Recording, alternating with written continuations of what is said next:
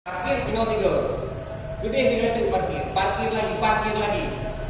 Kecuali kalau orang-orang begitu sudah bisa dihapuskan di Aceh, baru mudah kita membuat pariwisata yang maju. Jadi di sini ingin dikatakan bahwa saya titik nol itu tidak bisa menjadi penanda munculnya Islam pertama. Epigraf batu-batu tadi pun, baik batu di Pandi maupun di mana-mana, itu juga sudah bisa menjadi bukti. Namanya juga temuan ilmiah, nanti bisa berubah-ubah lagi. Tapi sejauh ini, hari ini ya segitu pembuktian sejarah yang sudah berhasil ditemukan sekarang. Kembali ke Fansur. Fansur itu di mana? Saya dari awal, waktu saya ngantar-ngantar sembako tsunami dengan PII dulu, kerjasama dengan beberapa lembaga, itu di daerah Ujung Pancu. Sekarang itu kan jalan ke Ujung Pancu itu kan dipikirnya laut. Ada kakek-kakek bilang, dulu kalau kita dari sini mau ke laut, itu jalan kaki setengah hari belum nyampe katanya. Sekarang laut itu di depan. Jadi dulu itu daratannya itu luas di Ujung Pancu itu. Demikian juga di daerah Pande kan, daratannya itu luas dulu. Sekarang kok ada makam itu di lautan. Anak-anak muda itu kan mengangkat nisan-nisan tua itu kan di lautan, malah ke perairan kan, itu diangkat. Kenapa? Apa orang dulu nanamnya nanam jenazah semiyung apa bahasa misalnya? Ubur. Hah? Ubur. Semiyung apa dimakamkan dari tanah kan? Ya. Kadang-kadang kita menerjemahkan bahasa Indonesia itu hancur lebur ya. Makanya dulu anak saya itu umur berapa tahun? Kemana dibawa orang meninggal itu? Dijawab sama mama saya, neneknya mau ditanam. Buyuk, dia tanam kan? Mau ditanam, biar tumbuh ya. Ya, dan juga anak-anak kan. Ya, jadi kadang-kadang translate itu nggak bisa langsung literal gitu ya. Harus perlu dimaknai yang bagus ya. Harus ada grammar di Aceh Indonesia. Jadi bisa kita simpulkan daerah Ujung Pancu dan daerah Pande itu dulunya itu daratannya itu luas. Jadi jangan-jangan itu saya berspekulasi kalau dulu itu antara Ujung Pancu dengan Kampung Pande, kalau sekarang kan jadi Tanjung kan, menjorok ke darat kan. Kalau sekarang, kalau dulu itu bisa jadi dia adalah menjoroknya ke laut kalau dulu. Jadi daratannya itu luas dulu. Kalau Tanjung ya terbalik ya. Kalau Tanjung itu menjorok ke ini gimana nih? Para ilmuwan Tanjung ke darat, Teluk laut. Teluk laut. Nah, berarti kalau dulu Teluk dia, sekarang menjadi Tanjung karena erupsi. Ada laporan dari Kompas, saya baca Kompas, di Aceh agak jarang kita bisa baca Kompas karena Kompas dikirim hari Senin, hari Kamis baru nyampe. Kompas baru ada hari Kamis di sini ya. Kayaknya gitu. Saya dulu tinggal di sini nyari Kompas di situ hari Kamis baru ada. Dia singgah dulu mungkin dia naik ke Entor. Makanya 3 hari 3 malam baru nyampe kemari. Jadi kita baca Kompas baru bisa hari Kamis. Orang di Jakarta udah siap-siap baca koran Kompas minggu depan. Kita baru baca Kompas minggu ini gitu. Koran juga begitu kan, koran nasional itu baru nyampe jam 12 atau jam 1. Orang di Jakarta koran itu sudah baca jam 5. Jadi telan informasinya banyak ya, lama. Nah, jadi karena secara logika ya, kok jadi logika jadinya. Secara masuk akalnya, orang-orang yang lepas saum di India. Nah, India nih Pak Yogi di India, gimana kabar di India? Saya pengen juga ke India nih, tapi saya takut. Kalau ada kereta api di India saya lebih suka. Kereta api langsung dari Banda Aceh ke India. Nah, itu mau saya. Kalau masih pesawat. Jadi orang ketika lepas saum di India, baik itu pada masa kemajuan Aceh Darussalam waktu itu yang sangat kosmopolit, masyarakatnya itu sangat ramai waktu itu. Kalau laporan daripada Dennis Lombard itu dari naskah-naskah di Aceh juga dia ambil, melaporkan bahwasanya orang di Aceh Darussalam waktu itu desak-desakan saking ramainya waktu itu. Jadi Banda Aceh ini ramainya nggak sekarang aja. Sebelum tsunami itu ramai banget. Waktu tsunami 2005-2006 sepi dikit. 2005-2006 itu seputaran kecamatan ini cuma kita doang di sini. Kantor PI ini yang ada lampu. Jadi kalau kita lihat kantor PI dari jauh itu kayak kapal Titanic di tengah laut.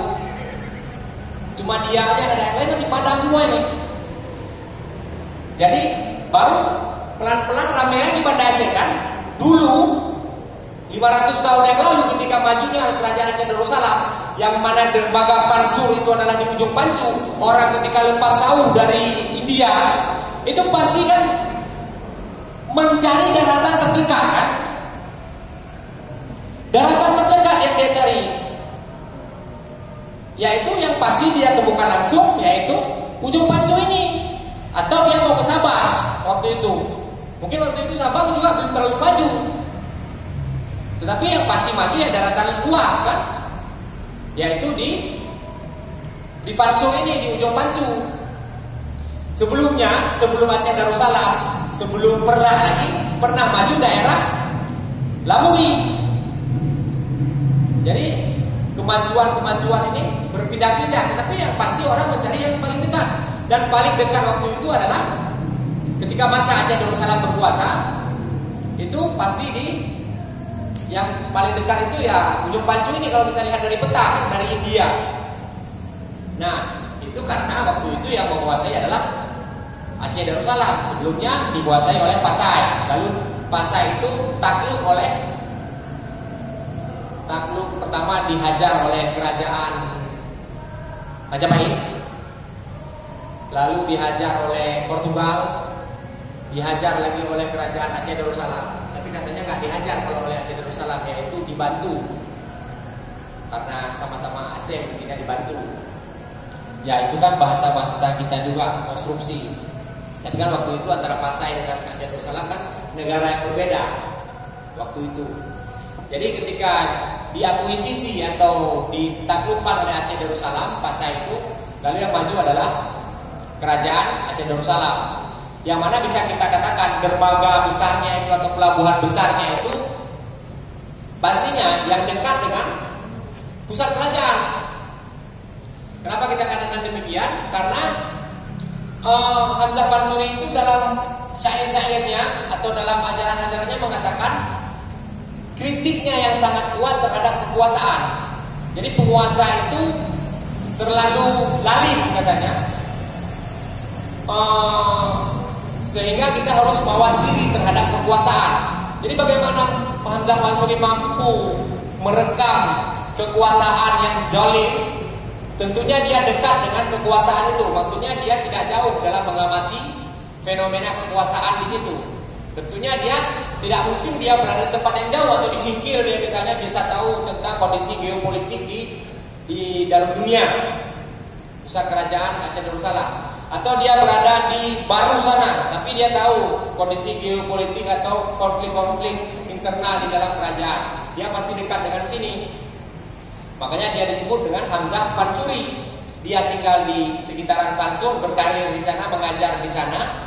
Kemudian dia tidak jauh daripada istana kerajaan, sehingga dia memahami kondisi kerajaan, sehingga bisa mengingatkan masyarakat dan sebagainya tentang persoalan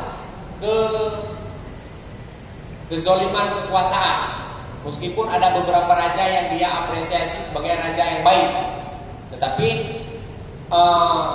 dia juga mengingatkan bagaimana ada kekuasaan-kekuasaan juga yang tidak baik. Jadi bisa jadi Hamzah Fansuri itu berkarir itu dalam raja-raja yang berganti. Namanya katanya Sayyidul Mukamil kan namanya. Tapi kan kalau cucunya Iskandar Muda, kakeknya Iskandar Muda itu kan menjadi raja pada 15 hingga 1597 kalau tidak salah. Dan pada masa itu menurut penemuan terbaru Hamzah Fansuri sudah tidak hidup lagi pada masa itu, karena Hamzah Fansuri penemuan terbaru mengatakan seperti yang dilaporkan oleh Karl Koester, itu dia sudah meninggal pada tahun 1527. Sementara kakeknya Iskandar Muda itu 1597. Jadi sudah dekade ke-9 abad ke-16. Hamzah Fansuri sudah meninggal di dekade kedua abad ke-15. Jadi jauh sekali ajaran Hamzah Fansuri antara Hamzah Fansuri dengan kakeknya Iskandar Muda, apalagi dengan Iskandar Mudanya sendiri. Karena kalau menurut Abdul Hadi WM, memang sudah sangat lama jarak antara Samsuddin Al-Sumatrani dan Hamzah Fansuri, sehingga ajaran Samsuddin Al-Sumatrani bisa sangat nancep diajarkan, yaitu martabat 7, menggantikan ajaran martabat 5 yang diajarkan oleh Hamzah Fansuri. Samsuddin Al-Sumatrani walaupun banyak menyerang ajaran Hamzah Fansuri, tetapi dia lebih sering cenderung mengajarkan ajaran martabat 7 yang diwariskan oleh Abdul Karim Al-Jili. Al-Burhan Puri ya. Al-Burhan Puri dari India yang menulis tentang martabat 7 diajarkan oleh Samsuddin Al-Sumatrani di Aceh Darussalam. Saya kira sudah 5 menit ya. Oh ya, waktu bicaranya sudah 5 menit, alhamdulillah. Ada tanya jawab? Oh ya, sekarang kita sesi tanya jawab. Kalau bisa saya jawab sesingkat-singkat dan secepat-cepatnya. Kalau bisa pertanyaannya sebanyak-banyaknya.